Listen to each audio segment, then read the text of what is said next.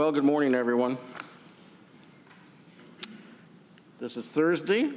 It must be Ithaca. That's where we are. It's June 15th, and this is the monthly meeting of the Facilities and Infrastructure Committee.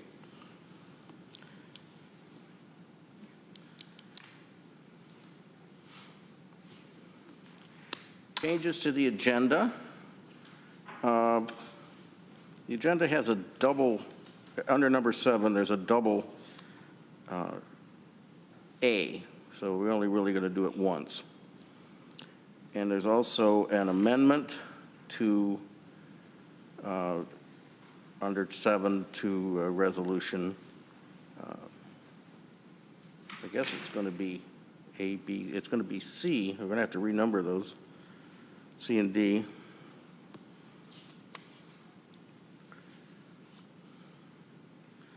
We have an executive session planned for about 10:30, and the purpose of the executive session under our rules of Tompkins County Legislature, in accordance with Article 7, Section 105 of the Public Officers Law, we are having an executive session on the proposed acquisition, sale, or lease of real property, or the proposed, well, that would be it, and also to obtain advice of counsel. We're not expecting to be taking any action after that.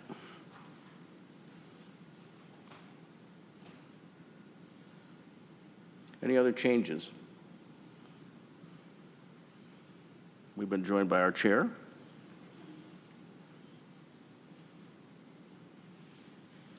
I think we have some public comment this morning on Zoom.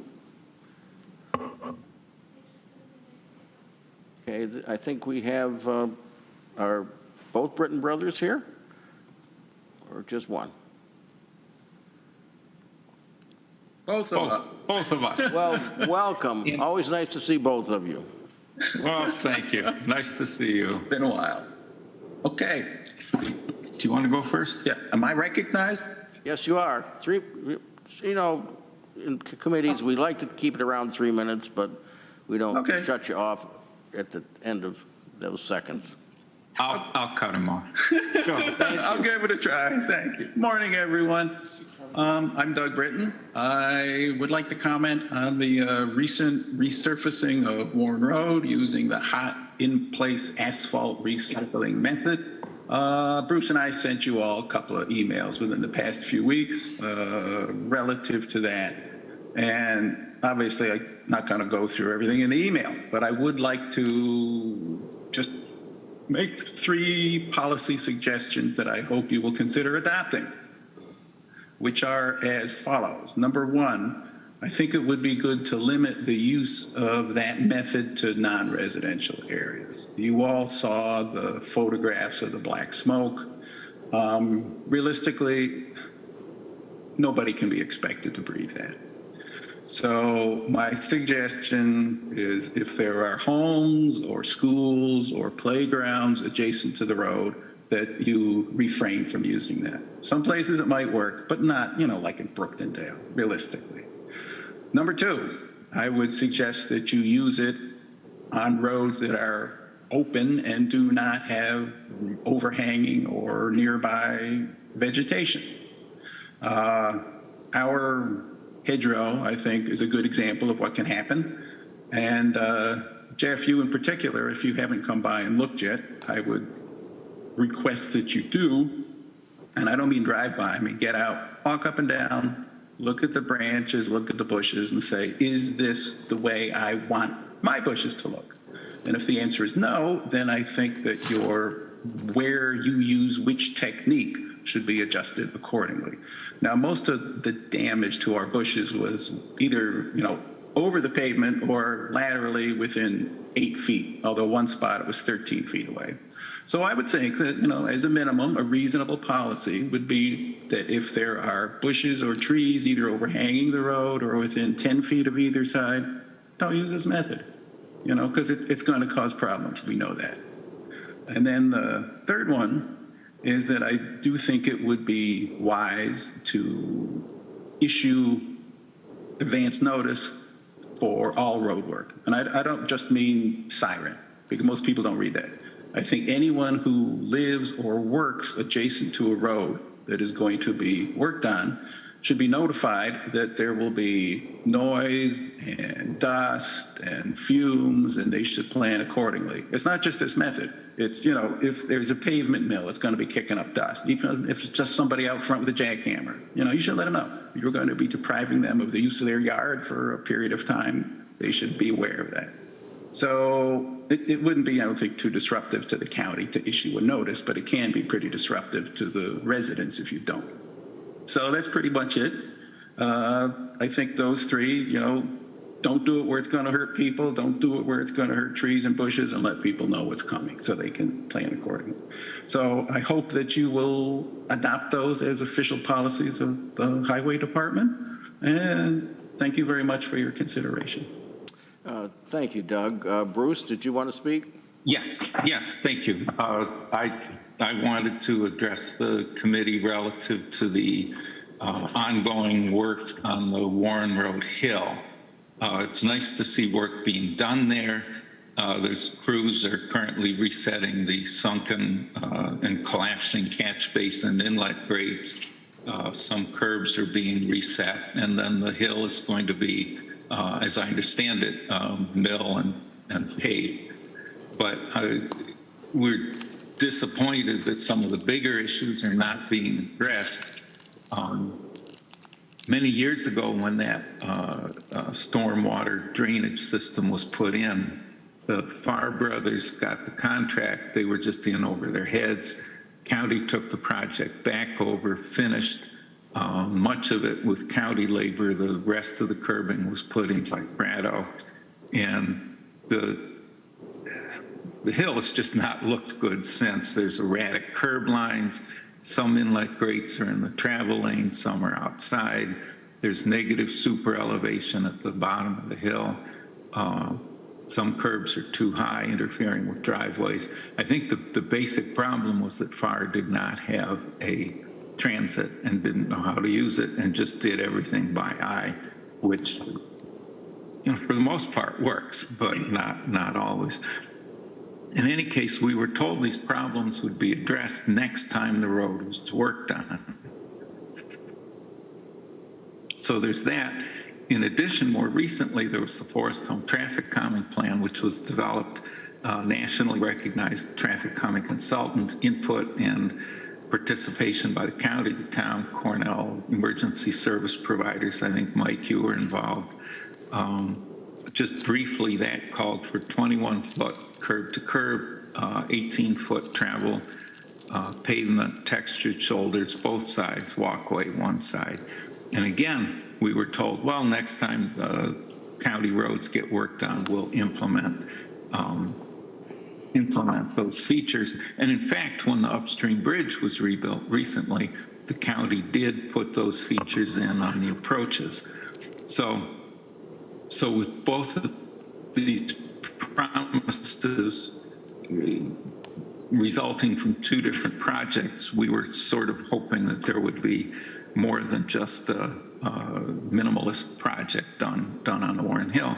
But then Doug and I were talking about this last night. These promises were made by Ward Hungerford, Bill Cesney, Jerry Stern. They're all gone now, and it may be, to be fair to Jeff, maybe he just never heard that what we were expecting.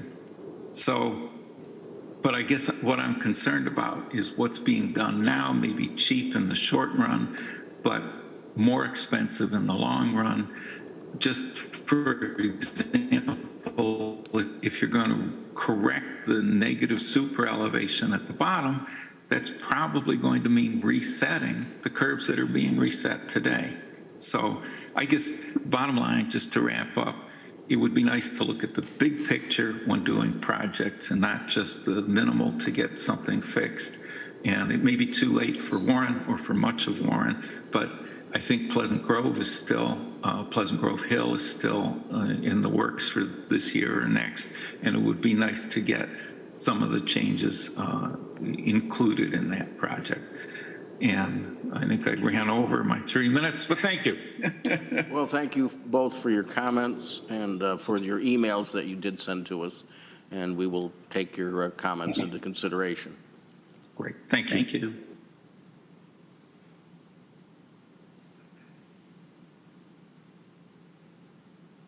Under Chair's report, I have added, at Randy's request, a discussion about DeWitt Park. And Randy, do you want to lead this? Thank you. Yeah, recently it was defaced by graffiti, and we received some emails from people in the city, from some veterans associations about how to deal with that. And I was unclear as to who actually owned the actual monuments. I think is it city land or? And who It's city land, but the monuments belong to the county. Okay, so I was unclear about that. So I wanted to, and they recommended some ideas for addressing that. And they also recommended forming some type of group to look at options there may be. And I'm willing to help with that group, and I'm not sure who else should be involved with that. And I'm new to it, so I just want to understand what our options are. Arel's here. Arel, can you come to a microphone, please?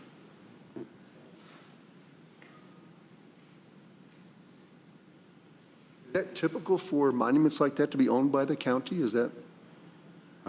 I just think that they always have been.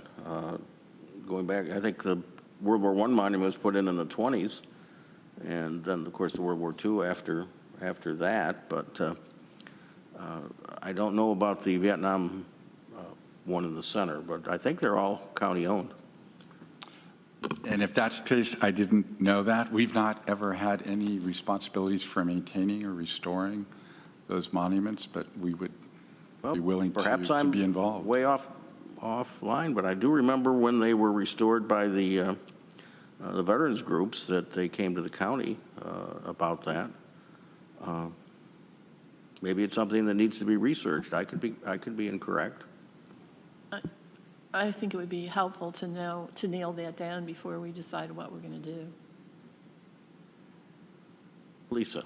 I'd be happy to follow up with J.R. Claiborne on that and others to understand who the property owner or who the owner of the monuments are. I do know that Dan Cornell from the probation department had been working with the veterans groups with the SWAP program, so that his volunteers through that program have been helping to work and maintain the monuments in the last year or maybe more. A couple of good resources there would be Holly Hollingsworth and Ray Wheaton, who led I think the last restoration efforts.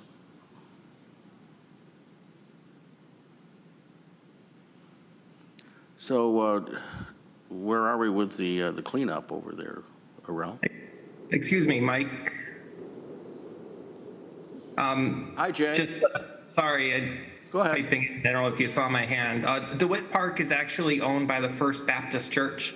It's not owned by the city of Ithaca, but the city of Ithaca does have an agreement to maintain that park for the quiet enjoyment. And, if at any point the city doesn't maintain it, then that lease maintenance agreement is null and void, and it just goes back to the Baptist Church. So I don't know about the monuments, but I would think it may be something that the city is supposed to maintain under that agreement. Thank you, Jay. So, Randy, you'd like to see us do what? Have some kind of a meeting with the city, or? Yeah, I just wanted to understand what the process was, and is the county have any responsibility of that? And I'd be willing to help even if we don't, just to kind of make sure there is a plan. So I just think we've done stuff there for a lot of years, actually. But, Harrell, you've been here a lot of years, too, and if you're saying you don't remember ever doing anything over there, it surprises me. But as I said, we would be more than willing to help if it turns out that we are responsible to have ownership, to provide the funds and services to clean up and do whatever we need to. Thank you. Deborah? Yeah, I just want to reiterate, now I think it's even more important, now that we know that the church is involved. I mean, we've got a piece of land that appears to be owned by a church under a maintenance agreement with the city who's responsible for taking care of it. Before we go wading into this, I think we need to know exactly who's responsible for what and who we need to ask before we move forward. Okay. Makes some sense. So Lisa's going to report back to us, and thank you for that, Lisa. Anything else on this, Randy?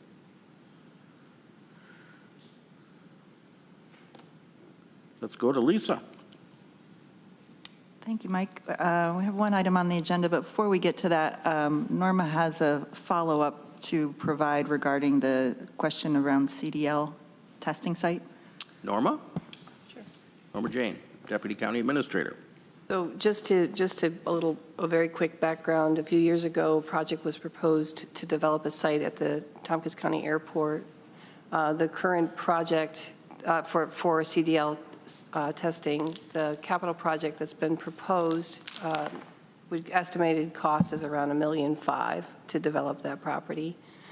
We spoke with the Department of Motor Vehicles, who applied for funding a few months ago to see if they could support a development project, and that funding did not come through. So we discussed what the cost would be to develop a site, and they said that being able to fund a large project really wasn't in their budget this year.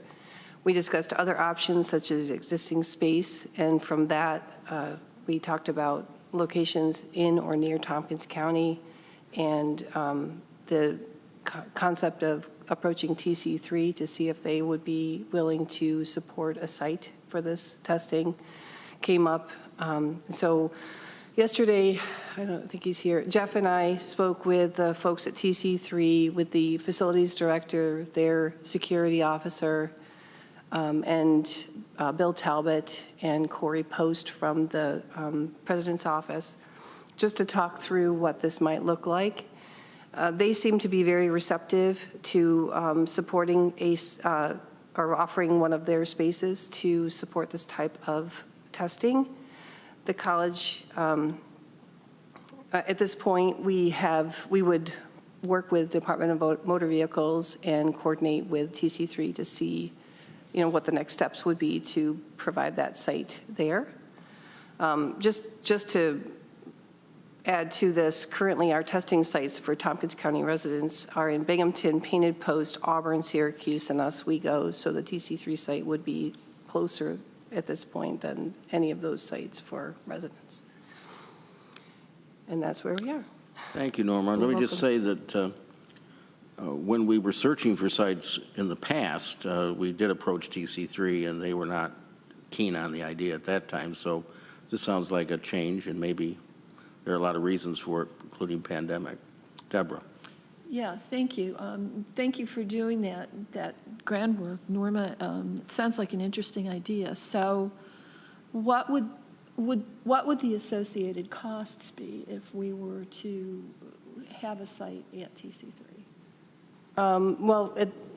Jeff did a general survey of the property, of the the parking lots, and it doesn't appear that there needs to be any new surfacing or any changes there.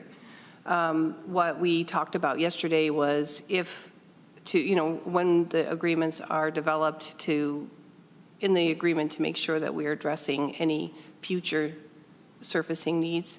So right now, to the county, I don't see a net cost. As far as I understood from the Department of Motor Vehicles, and again, there's more information to come, they would create a lease agreement with the college and pay for that land when they use it. And it's not going to be a daily, it's an occasional, maybe a couple times a month that they would use it, maybe for a few hours, depending on how many CDL licenses they're testing for. Yeah, because I would like to see TC3 have some sort of revenue stream associated with this. Yeah, there would be some, and from what I understood from the Department of Motor Vehicles, they do this on a regular basis with other colleges. Yep.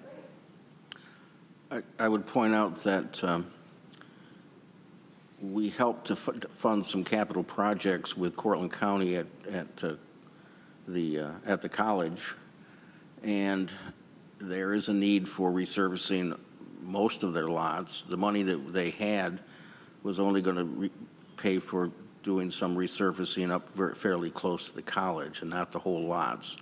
So perhaps it can be used as is, but maybe the college will be asking us to help resurface that lot in the future. It would be excellent practice for people who are getting CDLs to use in Ithaca. A less than perfect lot. Jeff said many of the lots are less than perfect that these folks have to test done.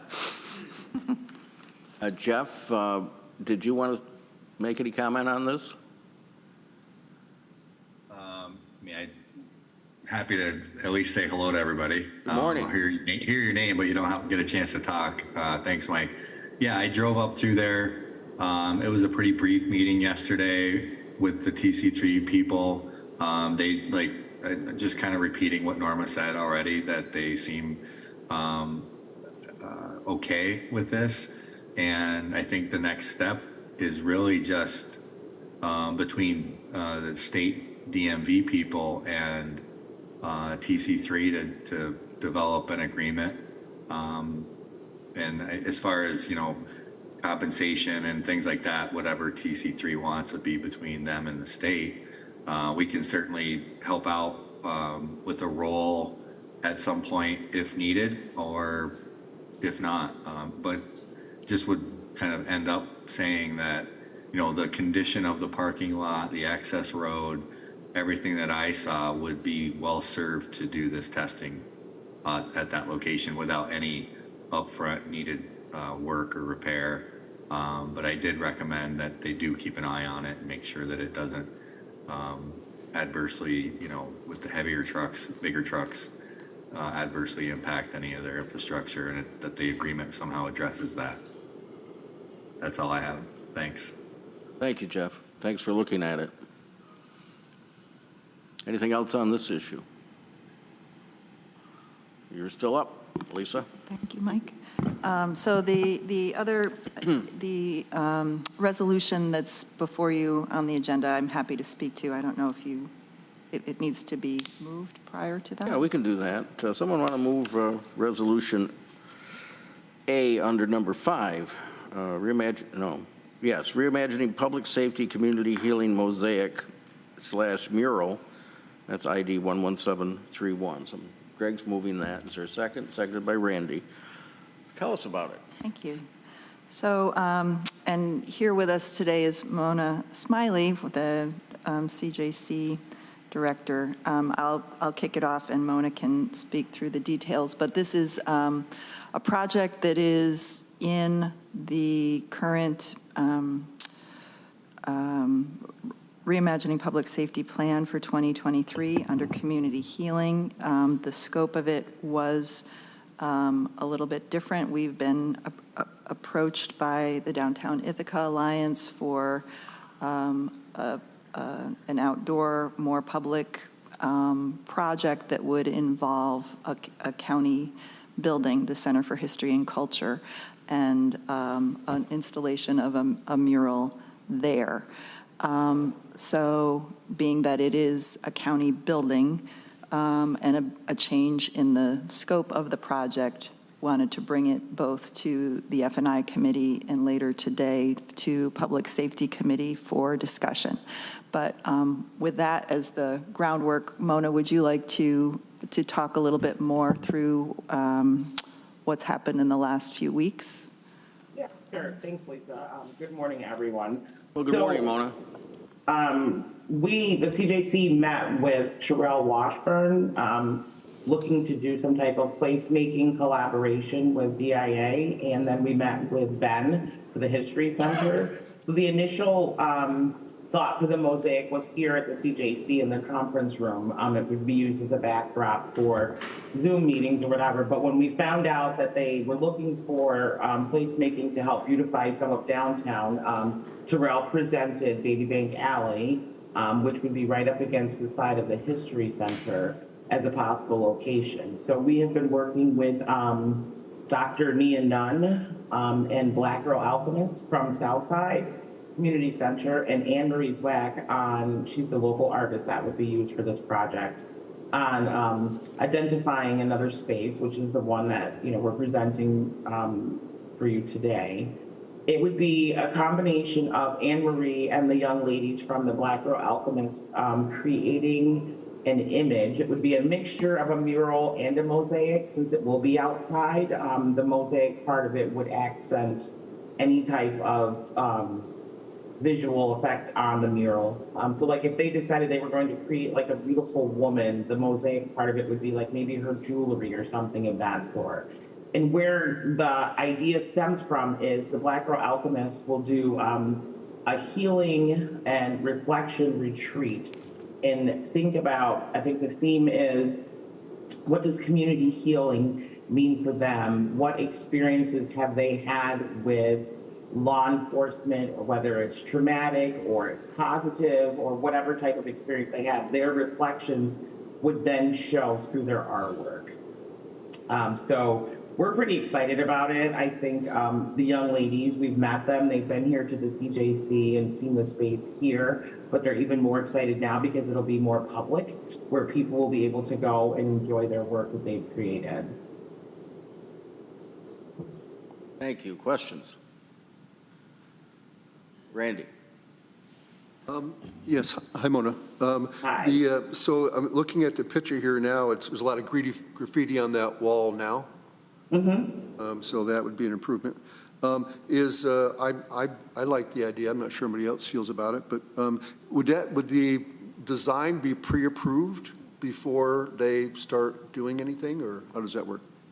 Yes, I would. I would ask that we get a visual of it, and then I would be happy to share that out so that everyone on F&I and public safety has a visual of what exactly is going to happen. So we will be in cahoots or in contact with them every step of the way as they're designing it. So they'll design it on paper first before it goes up on the wall. So there will be some approval, yes. Thank you.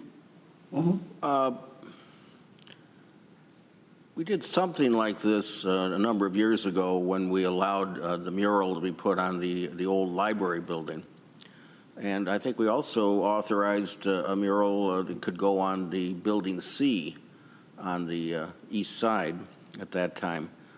But that time we made it very, very clear that both those buildings might not be there in the future.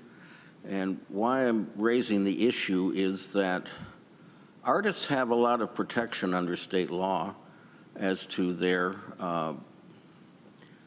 works of art and how they're perceived by the public and changes and things like that. And all we have to do is look at the bridge sculptures on the octopus area and the big fight that occurred over that. So would there be a contract,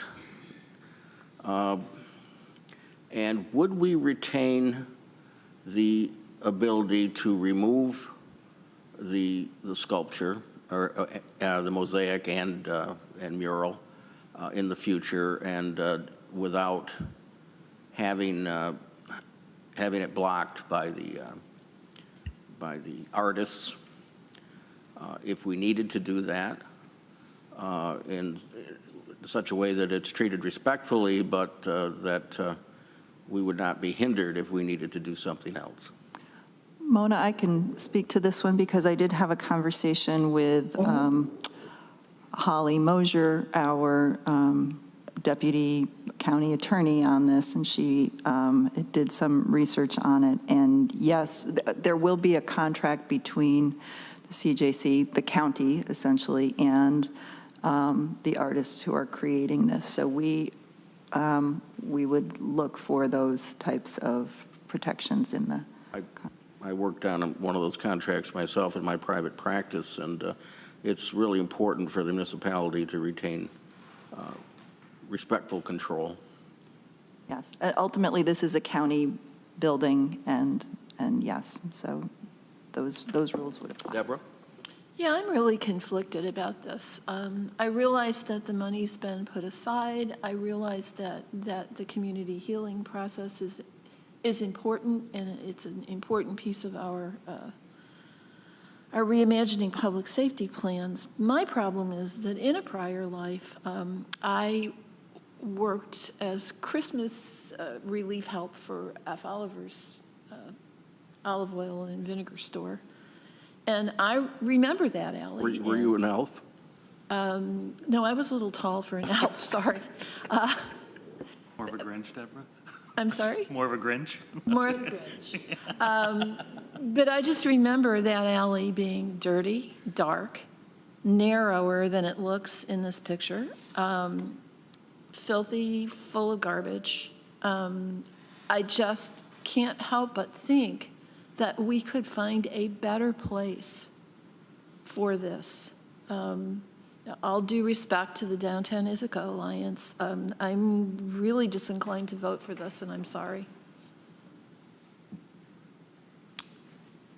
If I could just address that comment, I understand. We've been over there and I've seen, the alley does look kind of dismal right now. Terrell has been in touch with a garbage removal service, and the city's gonna go in and power wash and really clean it up there. And then the DIA has some money to enhance the lighting, to try and bring a little bit more light to that area so that it would be a more attractive site for something of this nature.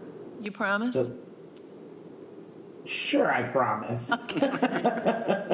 I mean, I'm going off of his word. I have been over. I've seen that the garbage has been cleaned up. The city's been over there doing some work. They were there last Tuesday, doing some scrubbing and cleaning of the actual surfaces. So I'm looking forward to see what it looks like before the mural goes up, see if some of that lighting has been put in. It is a little dark, but with new lighting and getting rid of the garbage that apparently is not supposed to be there, all the different bins and things that are back there, Casella's coming to remove those because they're there illegally apparently.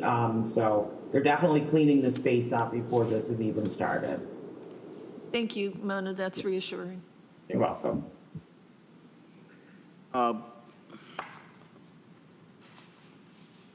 I'm okay with moving this on to the full legislature, but I want to make sure that it's being an alley that's not going to attract people down there, that they might encounter difficult situations with other people, for example. Don't know what it might do or whether it's going to do what we hope it would do, and that is make it a more safe and attractive place. So I think we should move it on, but I think we should discuss this at more length at the full legislature. And I was going to ask Arel, did you have any comment on this that you want to make? You don't have to, I just wondered. No, I spoke to Lisa about it. Okay. All right, so, Arel just said he'd spoken to Lisa about it. Okay.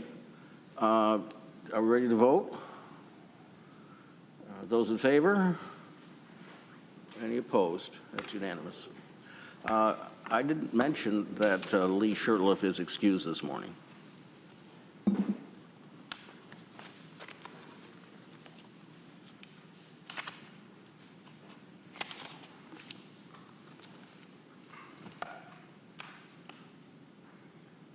Other things? That's it for me. Thank you very much. Okay. Roxanne. Good morning. Good morning. Welcome. I just have a few brief updates and then the resolutions that are on there. All right. Last night we had our Part 139 annual tabletop, which brings all the emergency services and different county departments together to discuss, their roles and responsibilities if there's an incident. So we had a full conference room, had a lot of great response, input, thoughts. ideas on what each person, what each company would do, what each department.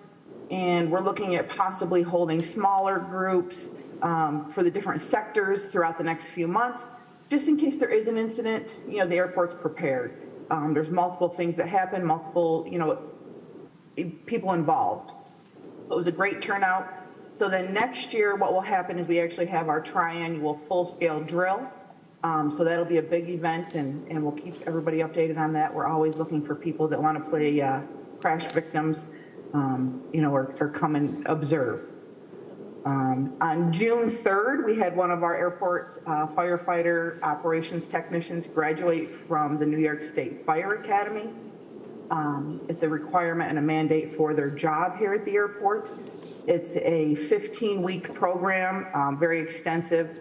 So we're very proud, you know, to fully get him through that. He's a great addition to our team. We're celebrating him today with a little luncheon. Our annual airport security inspection went well. Kudos to the team for that. You know, we're constantly, you know, being judged and looked at and reviewed for security, but we have our one big annual inspection where they go through and review everything in our security plan. So that went extremely well. I'm proud of the staff for that. Coming up in July, we have our annual Part 139 inspection. So Josh and his team is gearing up for that, making sure we're ready and shooting for a 4th year with no discrepancies. And then plans for Airport Day are coming along nicely. Again, that'll be September 17th. It's a Sunday. There's going to be the East Hill Flying Club Pancake Breakfast, runway 5K. You can run or walk down the runway. So that's moving forward. The RFP for the strategic plan, it's in final review here. I've had a delay with that. I finally think I've got a lot of the comments and stuff from the people I reached out to for assistance on putting that together, incorporated. I'm having an individual here review it, make any changes, and then I hope to get that to purchasing early next week so we can move forward with that. And looking for, you know, possibly an August or September contract in place with a vendor to help strategically with the airport. Okay, questions on any of that? Deborah? Just a reminder that there's also, the East Hill Flying Club's also having a pancake breakfast this Sunday for Father's Day. And if you've never been to one of these, they're a lot of fun. I recommend it. Yep. Good food, good times, and it's a great event as well. That's nice to know. Thanks, Deborah, for reminding me of that. Let's go to Resolution A under 6, audit of final payment, Baseline King Corporation, rehabilitate taxiway lighting, Ithaca Tompkins International Airport. That's ID 11704. Someone want to move that one? Randy? Seconded by Deborah. Discussion on this. Go ahead. I was just wondering, did this project come in at or under budget, Roxanne? I believe it was, this one was actually, I believe was under budget and under what we were anticipating. And this is the release of the retainage. The Baseline Corp has really been, or Baseline King Corporation has really been a great contractor to work for or work with. So I believe they were the ones that came in under budget. I will verify that and report back on that, Deborah. I'll send you an email. Oh, thank you. I was just curious. So this is the release of the retainage that we hold back to make sure the project's complete and everything's in order. All right. So the list has been gone over and everything's okay, right? Correct, yep. We send everything through Jessie as well. She reviews the insurance and the closeout documents too, so. Can we vote? All those in favor? Any opposed? That's unanimous. Let's go to Resolution B, authorizing acceptance of Federal Aviation Administration grant to rehabilitate the terminal apron design, Ithaca Tompkins International Airport, 11715. Greg has moved that. Is there a second? Seconded by Deb. Discussion on this one. Okay, so this is a design grant that has come through, and this is, so the terminal apron, we now are having larger aircraft come in The pavement on that, it was constructed originally in 1993. There's been some, fixes to it, but it really needs a good overhaul. Josh Nally is on here, so if you have any technical questions on this, he is available to jump in. But with the larger aircraft coming in, we really need to take care of that ramp. And so this was a project that, we've moved up. We're hoping to get, this actually constructed in 2024. But this is the design that we're going to be using our bill funding for, which is, the bipartisan infrastructure law funding that all airports received. And this will be, we'll use part of that for this design project. Okay, ready to vote on this one? Deborah? Yeah, so how much total bill funding did we get, Roxanne? For over the 5 years, we'll receive just over $7 million that we've allocated over different projects over the 4 years upcoming. And we're also going to be applying for competitive bill funding for projects coming up as well. For solar panels at the additional parking spot at the terminal. So trying to make good use of the bill funding that's out there and available. Thank you. So this particular resolution, the impact would be revenue neutral. I was interested in knowing, do we have a ballpark figure for what the actual construction of this project will cost? I don't have it in front of me, Deborah, but again, it's in our capital plan that we went over with Lisa and Norma. I'll pull that out. I don't have the capital book in front of me. It doesn't need to be an exact figure if you just have some sort of ballpark idea, just so we know what we're committing ourselves to. Just a second.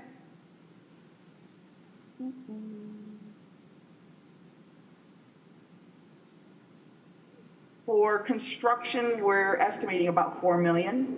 Okay, thank you. Yep. Randy? Yes, hi, Roxanne.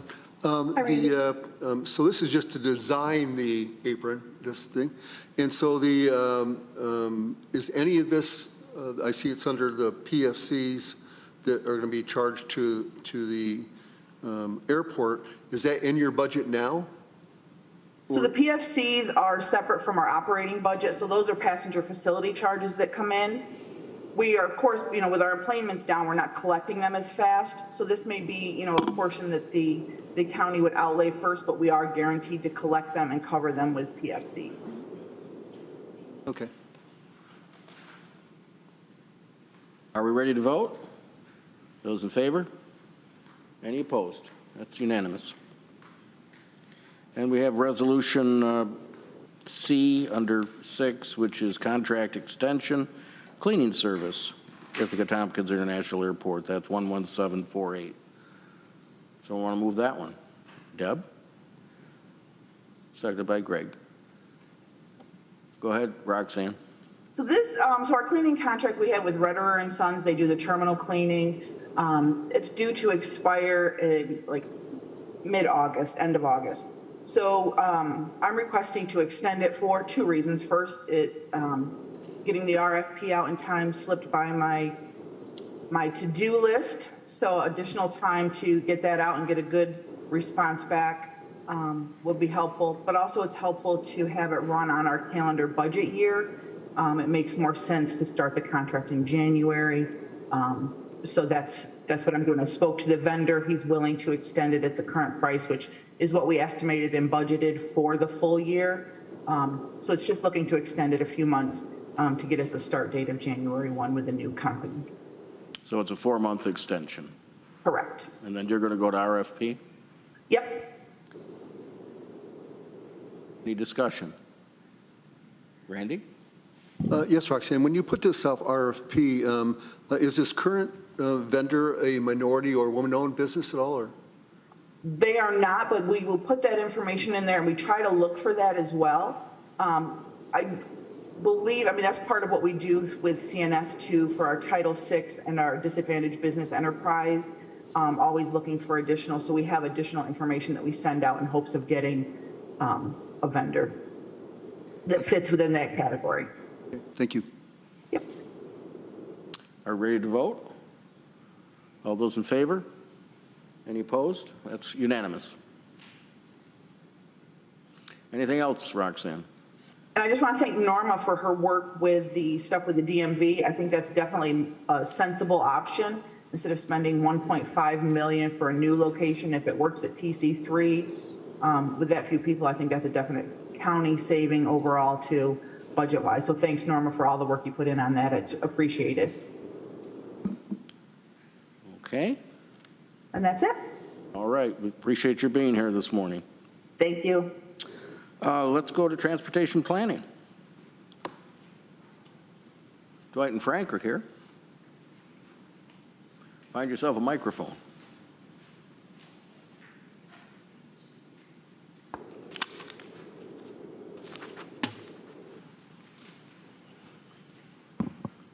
Good morning. Well, good morning. Do I have to turn this on? No, it's on. So you're going to give us a report on the ARPA Yes. grant amendment?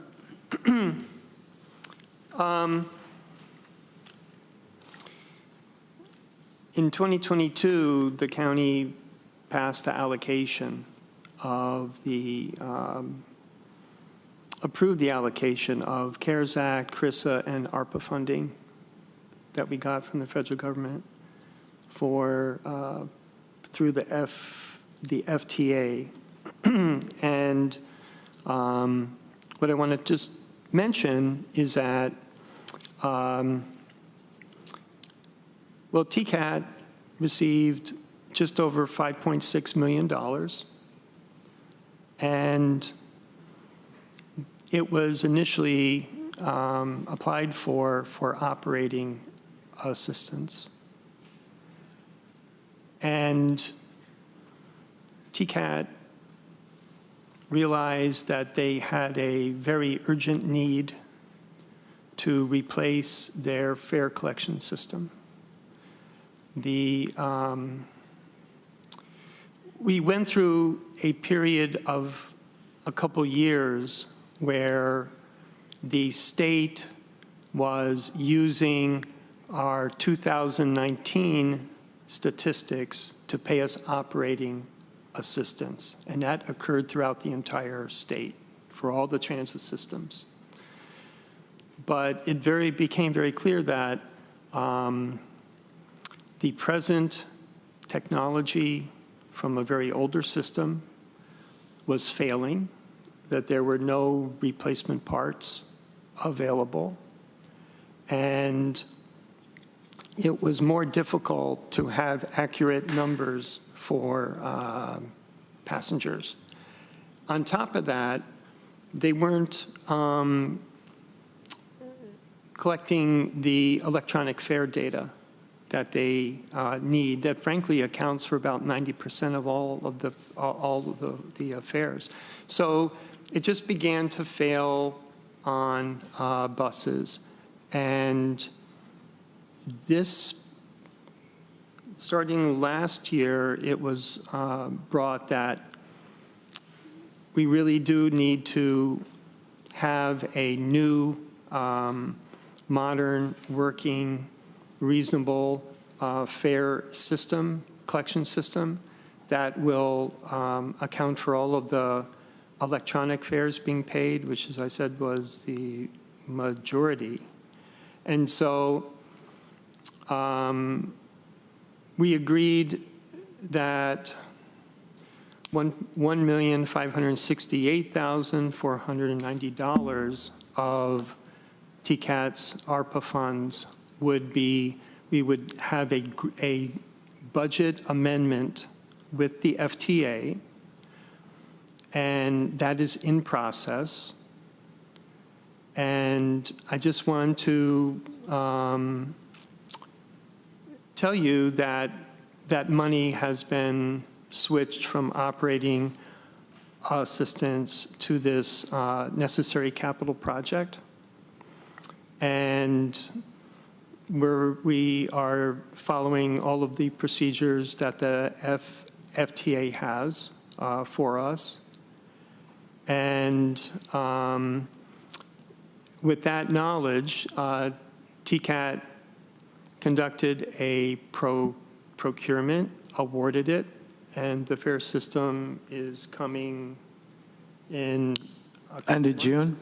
End of June should be ready, and it'll be ready in time for when the college students get back. And so this is something we wanted to give a report to you on. There's no need for any other action by the county because the county has already allocated the funding, and we have a subrecipient agreement with TCAT where they are, and they're the decision-making team. They've already gone through saying this is important, we need to do it, it most certainly is, and it is underway, and I just wanted to tell you about it. Well, we're glad you did. Questions? Deborah? Yeah, I'm trying to understand the timing. We've amended the application. Have we heard back from the FTA, and they've approved the switch? So what I will interject here is that the FTA is in full knowledge of what we're doing. They approved that we followed proper procurement processes according to updated federal rules and regulations and procurement policies and procedures. They've given us permission to execute the contract with the vendor, which TCAT has, and the plan is all set, and FTA is in full approval moving forward. That's great. Can you clarify, have we heard anything from New York about when they're going to stop the hold harmless on the STOA? So our first payment for the quarterly continued hold harmless. I would like to tell you right now that they're going to continue it through the year. But you don't know. But I'm only going to say that we'll know when we get our reports from DOT every quarter. Early indications are that it's positive, but I don't hold water to that until we get the actual report, and it says right at the top that they're continuing hold harmless. But right now it's looking favorable. For the benefit of anybody who's listening and anybody who's not familiar with STOA, that the assistance that we get, which is crucial to TCAT making budget, is based on the number of rides and miles and certain other things. But all of that data is based on farebox revenue and recording, and we haven't had an operational farebox system for several years now. It hasn't mattered so much because of this hold harmless thing that the state did, recognizing that during the COVID pandemic, ridership would plummet. They've kept the STOA payments to all of the transit agencies level based on what the 2019 ridership was. When that hold harmless provision is eliminated, we're going to have to fall back on our actual ridership. And if we cannot record that ridership accurately, TCAT's going to suffer. So that's why this is so important. Thank you. All right, anything else on this issue? How many buses is this? All of their fleet, in terms of the number? It's about 52 buses. Yeah. Thank you. And the other thing, of course, is that TCAT hasn't been collecting all of its revenue for its riders because fare boxes don't work. It's a problem. Well, we're glad we're going to fix it. Okay, let's go on next to resolution authorizing 2023 to 2025 Federal Transit Administration, Section 5307 Urban Formula Program Grant Application for Tompkins Consolidated Area Transit. This is 11735. Okay, first I just want to... Deborah's moved it. Do I get a second? Seconded by Greg. Go ahead. Thank you. First, I want to say that this is for 2023, but it's our 5th grant. So that -5 is for, so far, we have done 7 grants in 2023. In its federal fiscal year 2023. So it starts on October 1st of the prior year and ends on November 30th of 2023. Okay. Here we are allocating, we have allocated 2 years of urban formula program funding, and there's also a transfer of some rural funding to the program. So the total amount of funds that was allocated to TCAT is $8,282,782. And TCAT came back to the county transportation planners with their program of projects. And you will see that it is primarily for operating assistance for $7,673,000 is the largest value use of that funding. The other two elements, purchasing 3 cars and facility rehab, are some of that. Well, actually, those 2 things are the rural funding that's been transferred over to the urban program, so we can apply for it in one grant. But here, their most urgent need is to secure operating assistance, and conceivably the earliest that this would be awarded by the FTA would be in September of this year, because they're looking to make all the awards for the 2023 money in the federal fiscal year 2023 that ends at the end of that month.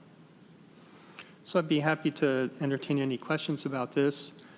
I'll also say that I put all of the TCAT grants, all of the projects for this amount of money in one amendment, and then the county's projects are in the next one. Questions? Are we ready to vote? Those in favor? Opposed? That's unanimous. Now we have, for the next one, we have an amendment, and that's on your desks, folks. This is the resolution authorizing 2023-6 Federal Transit Administration, Section 5307, Urban Formula. This is ID 11736, so I'm going to move that, the amended version. Greg? And seconded by Deborah. Got to have somebody.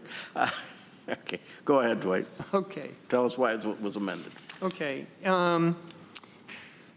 It's amended to add a Gadabout capital project, and the project that was added is the trip reservation driver dispatch software project.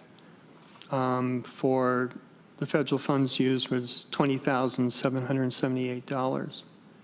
And this has been part of a larger ongoing project but the funds were reserved, but they weren't applied for. And so when we realized that several days ago, we put it in to move it. So all of these projects are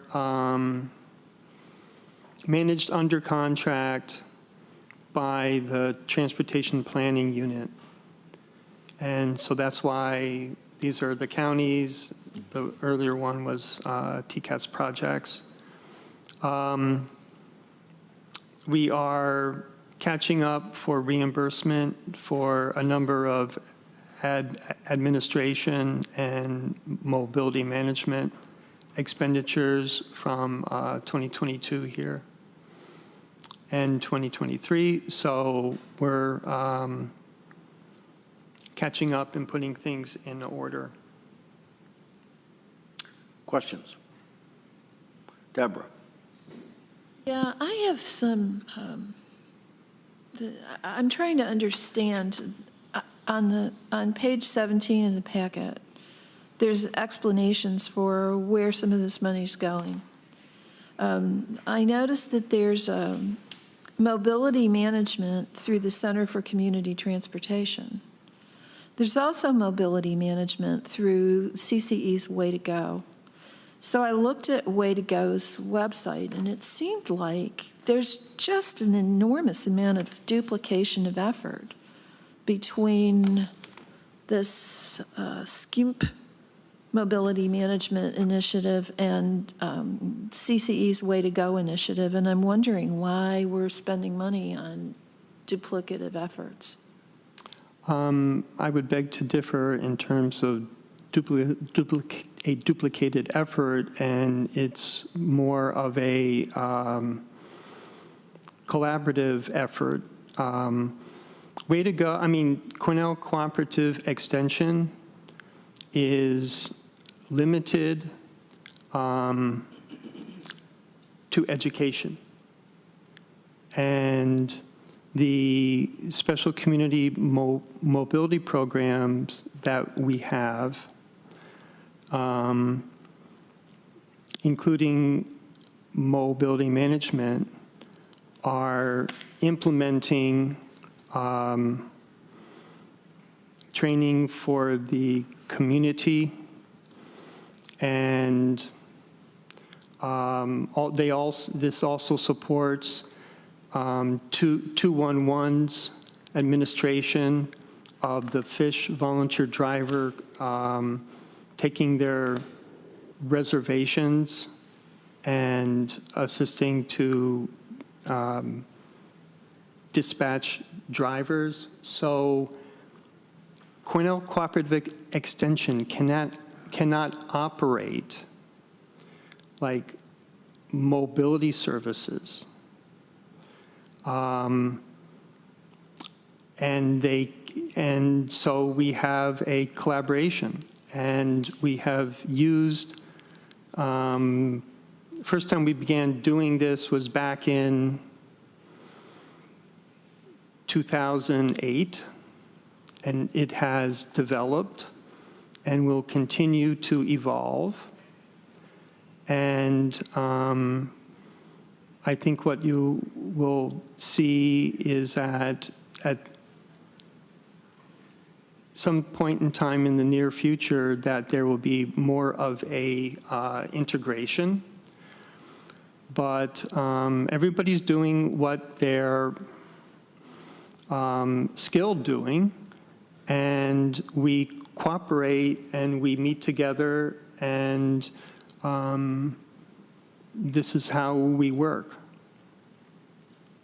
That may be, but, you know, I'm looking at this resolution and the $125,000 that's going to mobility management under the next resolution, and we're spending well over $1 million on this mobility management, and it seems to me that there has to be a way that that can be less expensive. And then the other question I have is, there's operating assistance, mileage reimbursement for volunteer fish drivers, the in-kind local match is based on the value of the volunteer driver's time. So are we reimbursing people for their gas or their time? Their mileage that they are driving, and they are contributing the in-kind match by their time, and what we use is as a measure of a volunteer driver's time is the initial payment that Gadabout makes to drivers before they're trained to be professional drivers. And so we have a third-party measure for doing this, and the FTA is in agreement that that's a reasonable thing to do.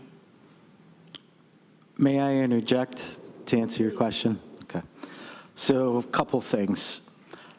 First, I'd like you to bear with me. There is an assessment that is currently going on. I understand your concern. If you can give me till the end of 2024 so that I can do a complete assessment, I would appreciate that. Second thing is I want you to keep in mind that the funding for these programs are 80% federal, 10% state, and 10% local match. The 10% local match is handled by the intergovernmental agencies or third-party vendors, however you'd like to refer, CCE and Human Services Coalition. So there's no local match for the county. I understand your concern. I heard it when I first got here. It's being addressed. I just need some time to get through the contract period and have a proper assessment. What I will let you know is that sometime in 2024, I will come and do a full presentation on what's actually being done to give everybody a better understanding of how each entity is working for a common goal, and then give a recommendation of how we're going to move forward.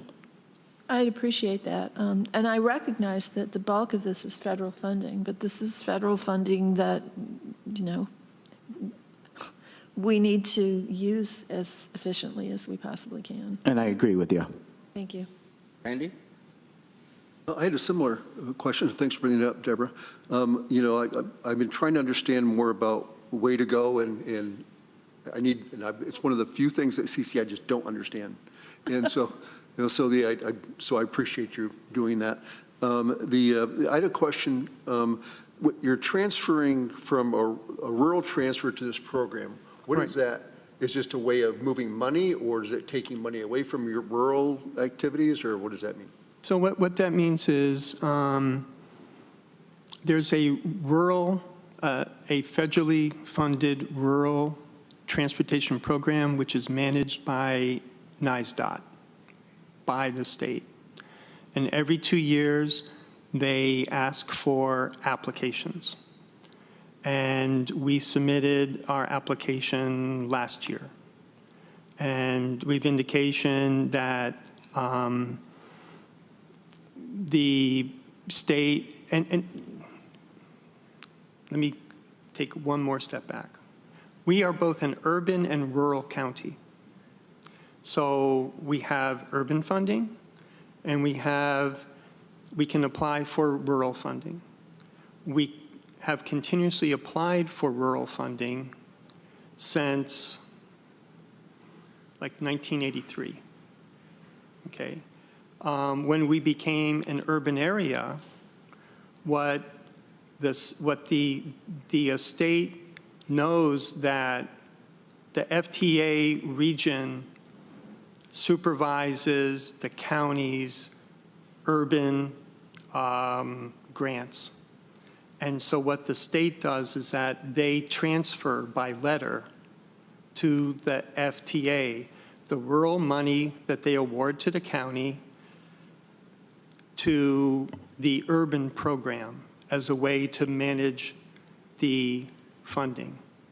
So we applied for, we get rural funding, and it gets moved to the urban program for us to manage it directly with the FTA, and then the state does not have to be part of that grant management. So it's a operational process. So we're not taking any money away from anybody. We are integrating how we apply for the rural money. It becomes part of the urban grant process, and that we work directly with the FTA Region 2 in New York City. They are our grant managers. And frankly, there's great advantages for that to happen, especially with speed of getting paid funding. That's what we will then have control of, very significant input on when we get paid. And sometimes it can take longer with the state. Can we take this to a vote? Those in favor? Any opposed? That's unanimous. And we have one more, Dwight, authorization 2023-7, Federal Administration FTA 2021 Section 5307, Urban Formula Program Grant Application for Tompkins Consolidated Area Transit and Tompkins County, 11738. Okay. Greg's moved it. Is there a second? Seconded by Deb. Thank you. This is, we're applying for the last pot of funding that's available for us, which is from 2021. And with this grant, we have, with this resolution, these three resolutions, we are applying for funding since 2021 through 2023. And so we are basically catching up. This will reimburse the county with the county's funding that they have already paid for. That's project admin, the mobility management, which is part of what that supports the transportation planning positions. All of these projects have been completed. They just were not yet applied for. And so we're in the process of doing that, and there would be a grant award this September so we can draw down the money. Any other questions? Ready to vote? Those in favor? That's unanimous. Okay, thank you. Thank you very much. Guys. All right, thank you for being here this morning. We appreciate it. Transportation, I would mention that we have ITCTC coming up with a joint planning and policy committee meeting, which will be on Tuesday. So we'll have some more information probably after that. I see Fernando is with us. And Fernando, I know you have some good news for us. You want to talk with us? Referring to the car share? Yes, that's what I was thinking about. Okay. Sure. You will probably know that the legislature finally passed the bill that would expand access to vehicle insurance for nonprofits across the state, and that will something that the car share will be able to utilize. There's an 180-day waiting period for actual implementation of the law, so car share still has some challenges ahead because they're not having the service in operation means they're going to lose a lot of revenues. So they're working hard to try to address those challenges. In the meantime, we need the governor to sign this bill. So any influence you all can have on the governor to sign the bill and start the clock ticking in those 6 months would be great. That's sort of where the focus is right now. But long term, it's very promising, and this will be a benefit not just to car show, it's to all nonprofits that have vehicles, they'll have better access to insurance and hopefully with a more competitive market, better prices. If there's any questions, I'll be happy to. I just point out that I think this is super news.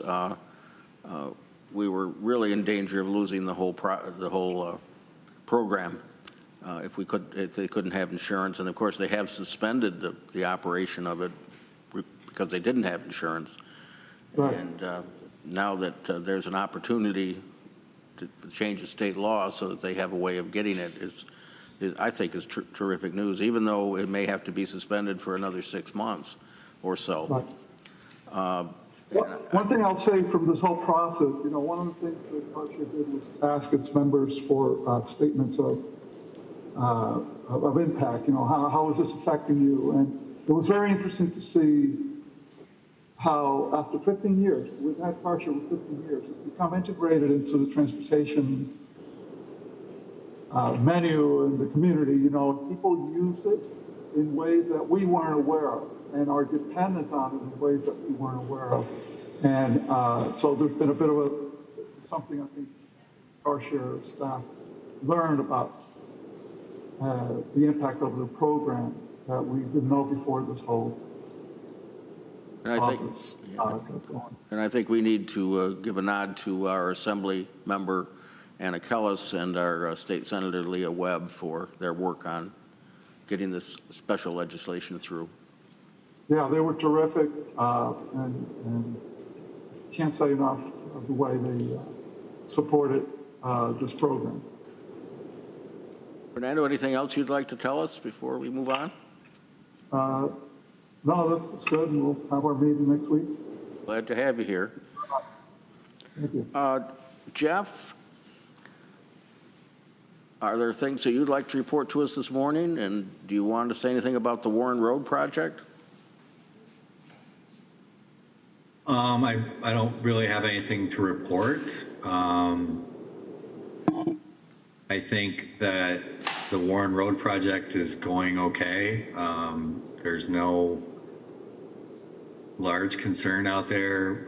It's a maintenance project. It's not a capital project. We're not doing capital improvements. We're replacing and resetting curb in areas that are needed. There's a lot of work that we're doing, but we're not necessarily resetting curb that doesn't need to be reset. We're repairing all the storm drains. Specifically, I'm referring to the hill section going down to Forest Home Drive.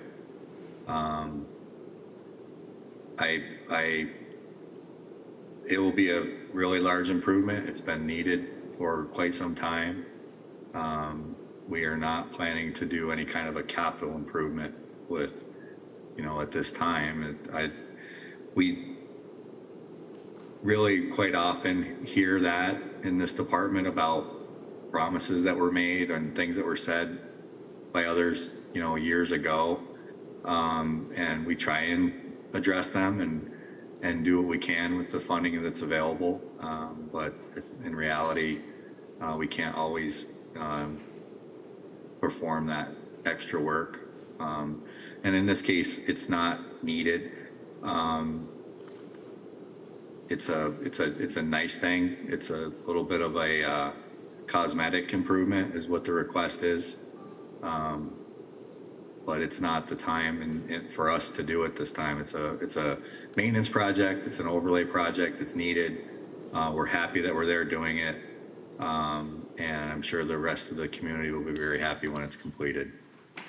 That's all I have. Thank you. Jeff, I want to thank you for responding to the citizens' emails about the project, and that was helpful. And one thing I think you mentioned in there, and correct me if I'm wrong, but you were going to review your notification procedures, including siren. Is that still underway? Yeah, we are signed up and pushing out sirens right now.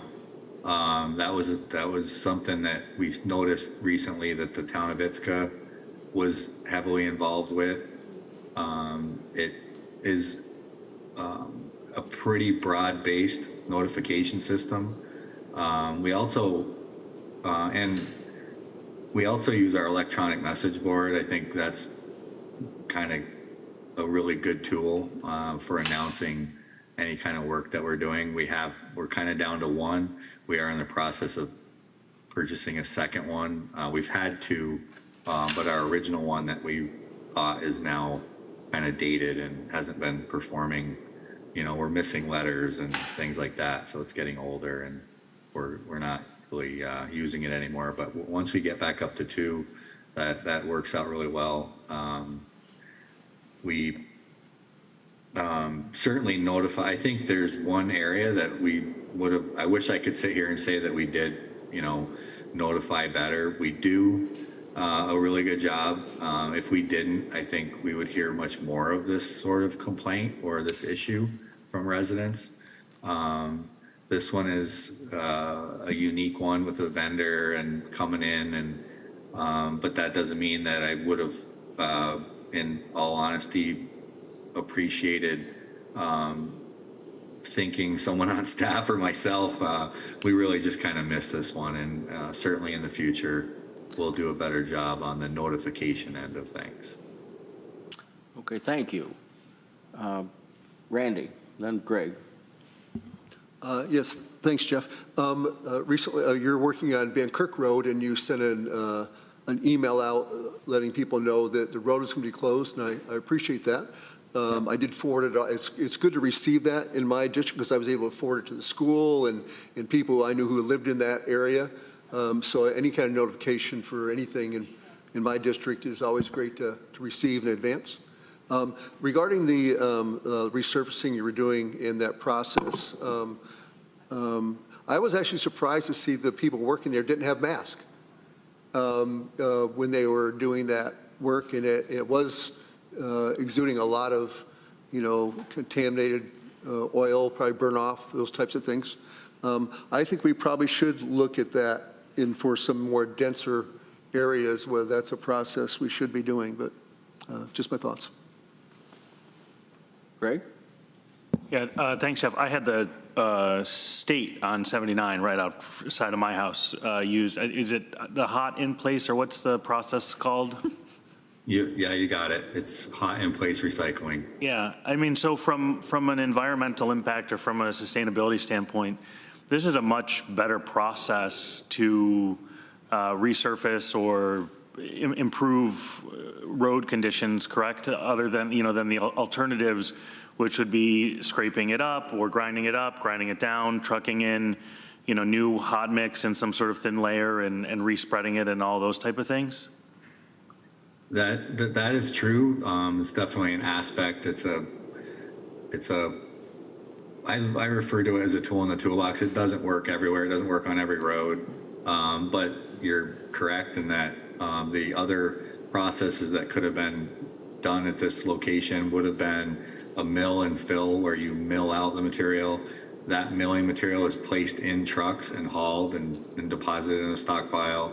And then after the mill is done, trucks would haul in new asphalt to a paver, and all of this, not so much the milling process, but a paver process is also it's not necessarily the dark smoke, which is a little bit, not necessarily, it's a little more of the exception than the rule with this process, but in reality, it does absolutely happen. You know, the pictures don't lie, but the process of paving hot mix material is also, there's a lot of fumes around that, the hot mix and the chemicals and the tars and things that they use in that. So, you know, you're kind of in a balance there, but and I just would add that there is a small percentage of those millings that are reconstituted into the blacktop, the new blacktop, but it's not 100% by any means. It's usually 10, 15, 20%, depending on the mix that you're buying.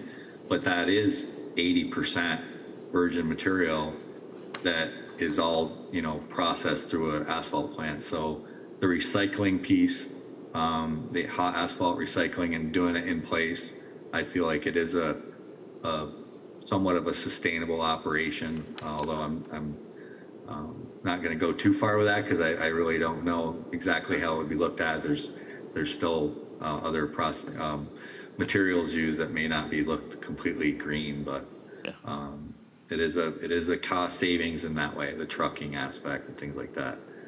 There will be an overlay placed on this road. We use a polymer, asphalt polymer. It's a thin polymer. A little bit goes a long ways. If you were milling and filling, it would be like 2.5 inches of blacktop. We're only going to put like about an inch on top of what's there now. And any place, like I said, it's a tool in the toolbox. It doesn't get used everywhere. But when we do use this process, the roads that we've used around the county, it's a superior project that has really superior long life. Brooktondale Road is done 4 or 5 years ago, and it really looks like we just did it last year. It really holds together nicely.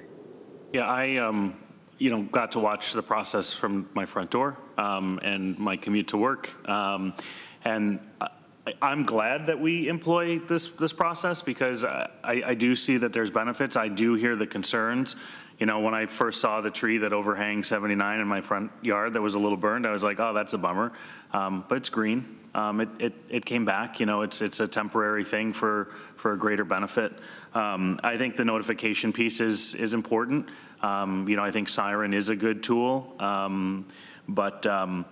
Yeah, I want to make sure people understand the benefits of this process as well as, some of the challenges that are faced with it because we're not having to have all these trucks on the road. We're not having to, fill and mill. It's much less disruptive. And it's a much less disruptive. And it seems like it's a faster process of sorts. But again, I'm no expert. I'm not really sure. But I think it's important for people to understand the full picture. Yeah. The other nice thing about it is that you can drive on it right after. It's hot asphalt. If you're laying hot asphalt, you have to stay off it for a period of time. So that lane is closed and things like that. So there's some advantages with traffic flow as well, generally speaking. The section that we were in that caused the disruption was made very narrow, and that was mostly the cause of that. Deborah? Yeah, just to follow up on this notification piece. Personally, I have not a lot of sympathy for people who do not avail themselves of the siren system. And I find it annoying to have someone say, oh, nobody reads that. We put a lot of thought and effort into that system. It's very easy to use.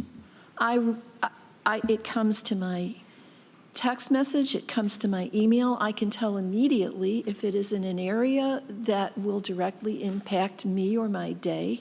It's very simple to read that and see what it's telling me. And I'm not sure I understand why we need to take additional steps to send personalized notifications to people. I just don't see it. Okay. Let's get Jeff's budget adjustment, very minor budget adjustment. Any questions on that? Okay. All right, Jeff, anything else? Thank you. No. Let's do our minutes. May 11th. Randy's moved it, Deb seconded. Discussion on the minutes.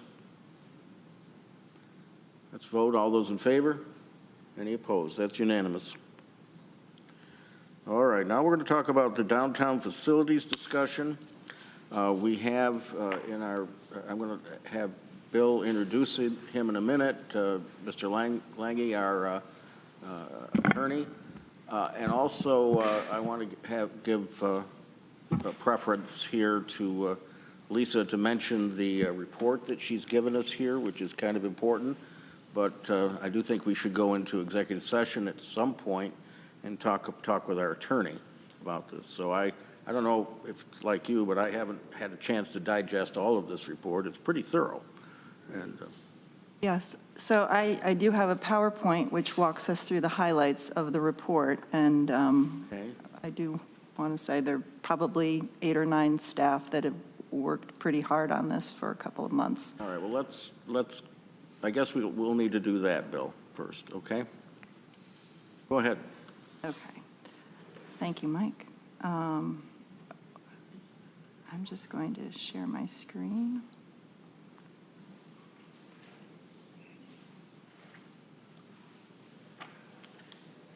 And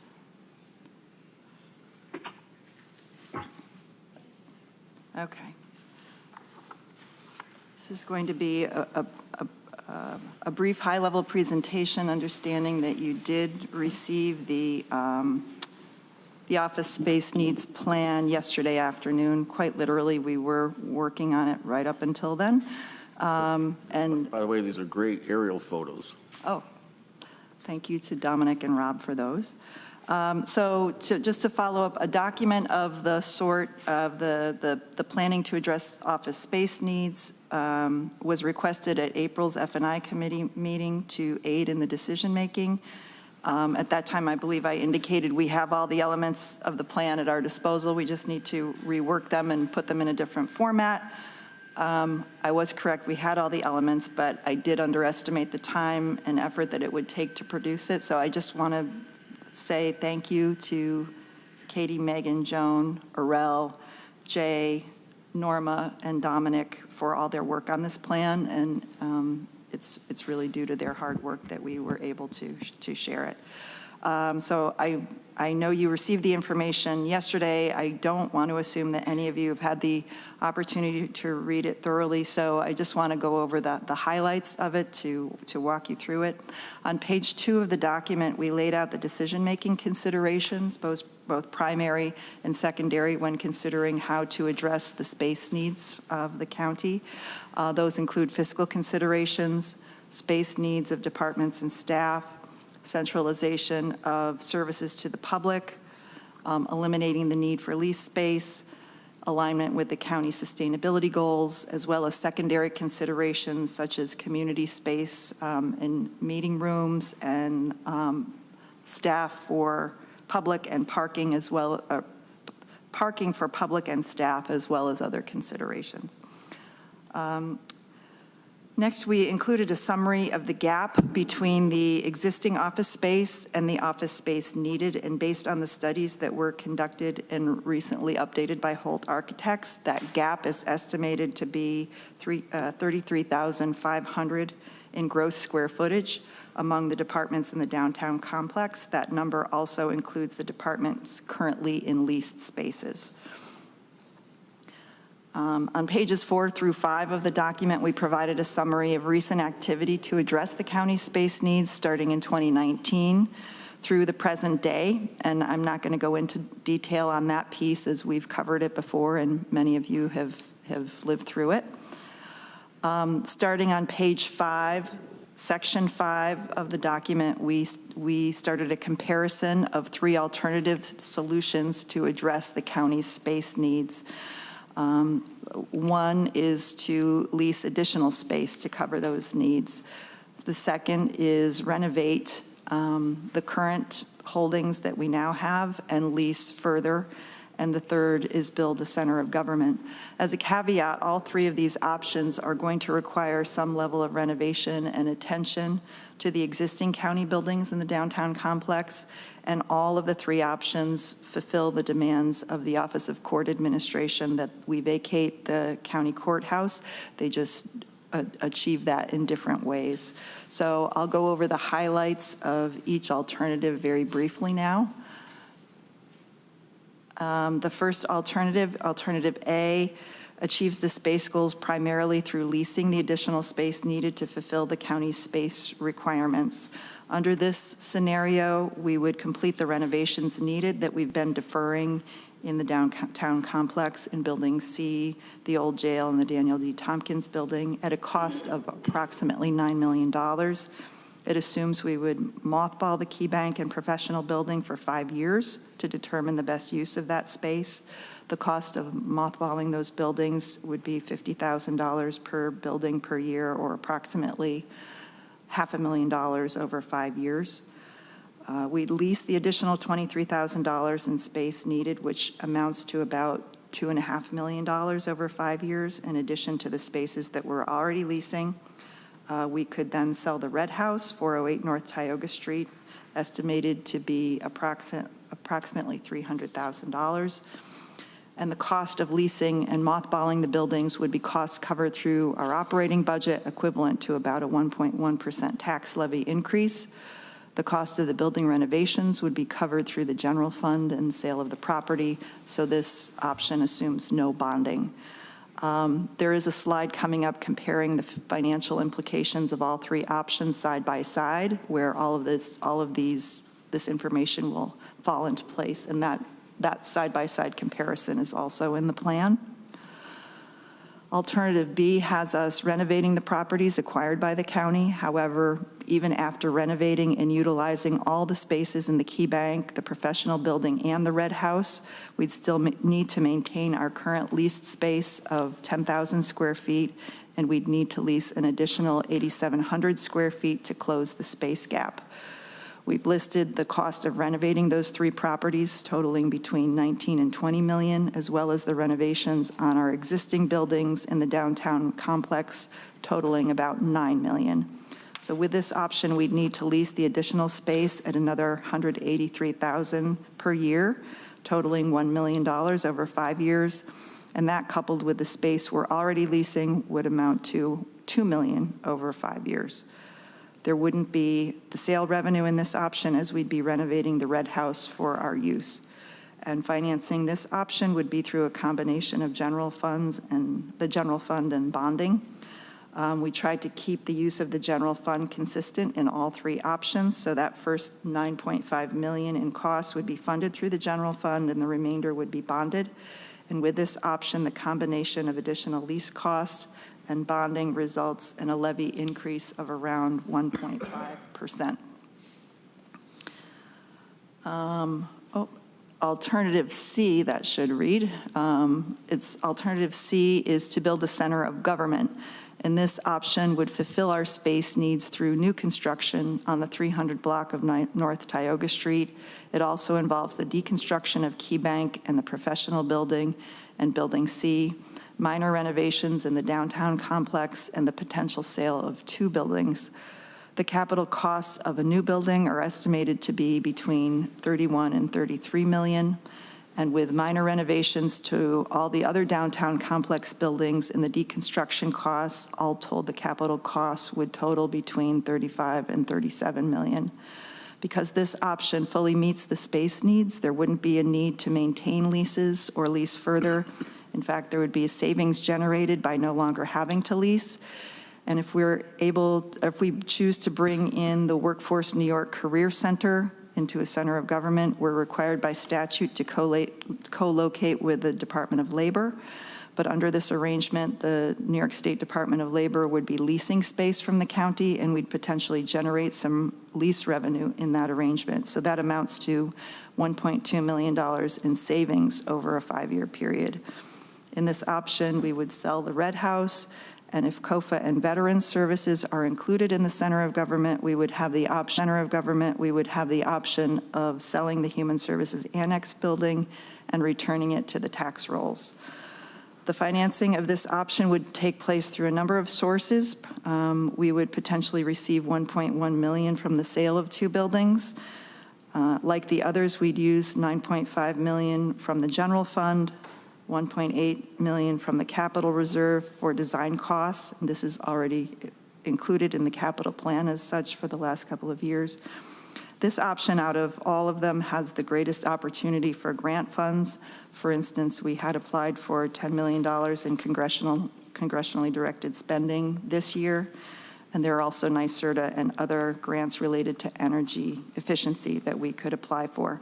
The amount of grant funding received would then impact the remainder. We would need to bond anywhere between 12 and 25 million, which is equivalent to anywhere between 1 to 2.2% increase in the tax levy.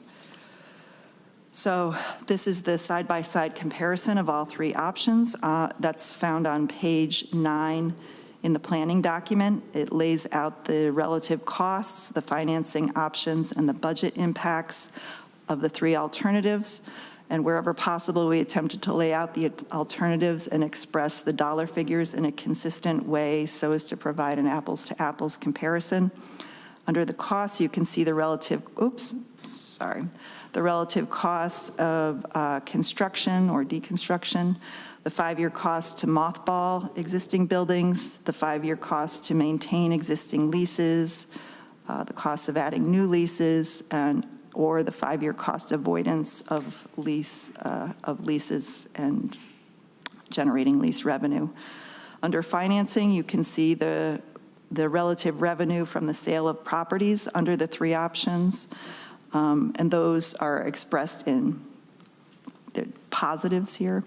The use of general fund balance, the potential for grants, the use of reserves, and general obligation bonds.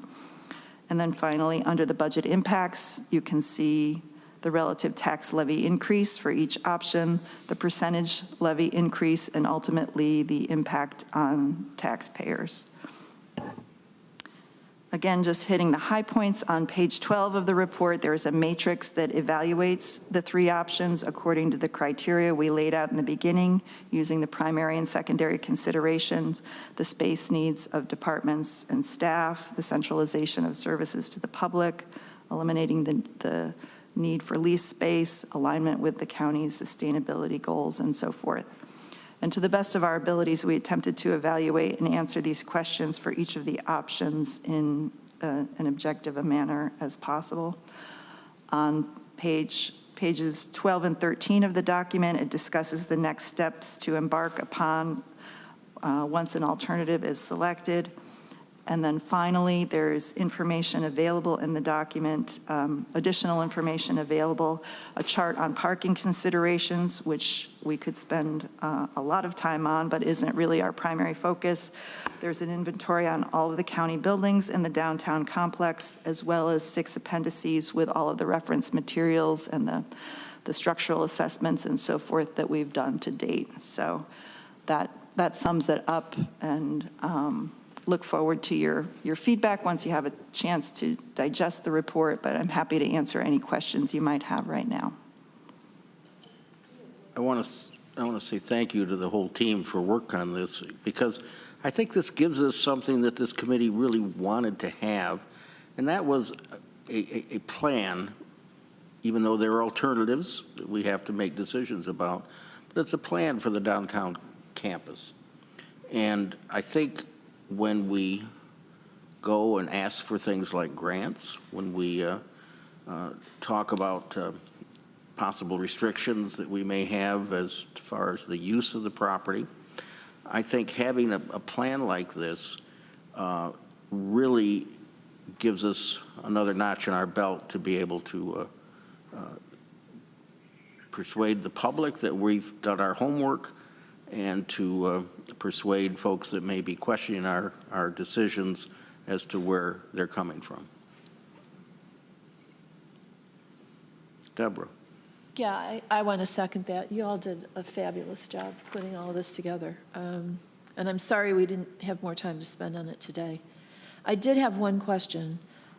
Your chart on page 9 of the report, your comparison of the alternatives, how much of the alternative C costs are already incorporated in our capital plan? The vast majority. I think I would have to look. It's within a couple of million, but the vast majority of these costs are already included. Thank you. Randy? Yes, I agree. This was well done. Thank you for doing this. I've always been a little confused about the main courthouse, how the expenses of that, and I've asked Arel about this, and it's not easy. So technically, the county owns the main courthouse. So if we vacate that completely, does the state then have to pay all the cost of it? I'd love to have Arel speak to that, because I think they're paying us then for the maintenance cost. Right, which would be a savings to the county. Yes, and in fact, that's my point. But renovations may be a different, I mean, like that was my second question. Yeah. Right. Yeah. So Arel can probably explain both of those things. Right. So currently they occupy 75% of the main courthouse, and so we get reimbursed approximately $150,000 a year now. And that's not 100%. There's a formula pretty involved. And so we get more reimbursement for cleaning services than for maintenance of the building. Any improvements are the county's responsibility. They can contribute on the design side, a percentage, similar split. So once they occupy 100% of the building, then we get an increase. I would say we'll probably be getting in the neighborhood maybe of $200,000 to $250,000 a year in like maintenance in lieu of rent, I would call it, reimbursement. But the improvements that we've done to date, like when the legislature moved to this space, and we had to renovate the former legislative chambers to Supreme Court, the county paid for that. And then when we had to renovate the Office for the Aging, the space when that was vacated for surrogate clerk space, we also paid for that. They were able to contribute a portion of that at the time, but there's no guarantee that, there's no obligation that they have to pay for those improvements. This court acts that was back in, I think, the late 80s or 90s requires the county to pay for whatever improvements are required in that building. So those are, and if it's a capital, so for example, they wanted something major done, we would still have to pay for all that? Yeah. Greg? Thank you. Yeah, sorry, I just wanted to clarify, sorry, on option C, the general obligation bonds, the difference there would be based if we received any additional grant funding, not our own county funding contributed. That's correct. Okay, I just wanted to make sure I was clear. I see that on page 8, that sentence. I just wanted to make sure. I think the 9.5 million across Yes. the board is the money, is our. Is the fund balance Yeah. that's allocated in the capital? Yes, I tried to keep that consistent across all three. The only reason it's different in option A is because the revenue from the sale of property was factored in, so we wouldn't need to use that. I think page 9 is really one of the most important pages to be looking at. I mean, this really is helpful to wrap our heads around. We often have the conversation that these are such big numbers, but when you look at the impact on the levy and the taxpayer of the different options, they're really very similar because of the financing structure and the other structure in which we're sort of piecing this all together. So this really is, yeah, kudos. Well done. Thank you. This is needed. And hopefully we can use this to make deliberate action at some point soon.